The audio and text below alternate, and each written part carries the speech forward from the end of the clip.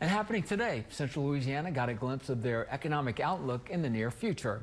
Colin Vidros takes a look into why Cenla's economy looks positive in the future. Well, right now it looks pretty good for Alexandria. Dr. Lawrence Scott, a professor emeritus of economics at LSU, stopped in Alexandria to share the region's economy moving forward. He says among Louisiana's 9 metropolitan areas, Alexandria is the 3rd fastest growing area. Most of that growth will occur, we believe, in 2026, because we think by then there will be a positive decision about building the Beaver Lake facility. And that is a multi-billion-dollar facility. That's a very big number for this area. 2 huge capital projects, according to Dr. Scott, will make an impact in Cenla. The 2 projects deal with a new green methanol production facility with Beaver Lake Renewable Energy in Pineville, as well as Coleco's new carbon capture facility at its Brame Energy Center in Lena. Dr. Scott says both projects are expected to bring billions of dollars in construction activity and will be very good for the region.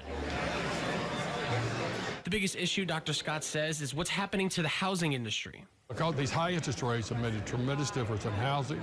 If you look at housing starts, single-family housing starts, multiple-family housing starts, permits, housing sales, they are all going down. These high interest rates have really hurt them. Thankfully, rates have stabilized, but it's not an immediate fix. Because if you're a home buyer and if you think interest rates are going to fall even more, you don't buy now, right? You postpone and you wait.